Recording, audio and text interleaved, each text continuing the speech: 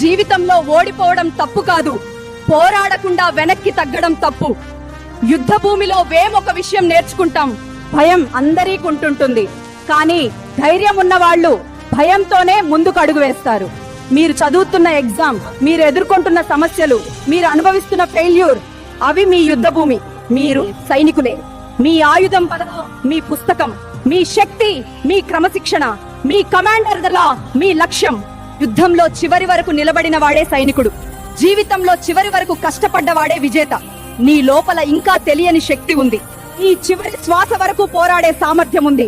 కాబట్టి లేచి నిలబడండి, లక్ష్యం వైపు కదలండి, వెనక్కి తిరిగి చూడకండి. జై హింద్. గబ్బర్ సింగ్ లో ఒక డైలాగ్ ఉంటుంది కళ్యాణ్ గారిది. అరే ఓ అమ్మాయి ఓ వారానికి పడుద్ది, ఇంకొక అమ్మాయి నెల రోజులకి పడద్ది, మరో అమ్మాయి సంవత్సరానికి పడద్ది. అమ్మాయి అన్నాక మగాడికి పడాలి, పడి తీరాల్సిందే అని. అండ్ ఈ డైలాగ్ ఎందుకు చెప్తున్నానంటే, మనం నిజాయితీగా ట్రై చేస్తే, మనం హార్ట్ఫుల్ గా ట్రై చేస్తే, మనం చేసే ఏ వర్క్ అయినా సరే ఒకరికి ఒక నెలలో సక్సెస్ రావచ్చు, ఒకరికి ఒక సంవత్సరంలో సక్సెస్ రావచ్చు, ఒకరికి 5 సంవత్సరాల్లో సక్సెస్ రావచ్చు. కానీ ఎన్ని సంవత్సరాలైనా సరే ఆ దేవుడు కూడా చూసి, అరే వీడు బాగా కష్టపడుతున్నాడు, వీడు నిజంగా నిజాయితీగా కష్టపడుతున్నాడు అని చెప్పి మీకంటూ ఒక ఆపర్చునిటీని ఇస్తాడు. అలా 17 సంవత్సరాల తర్వాత నాకు ఇచ్చాడు. So I'm so happy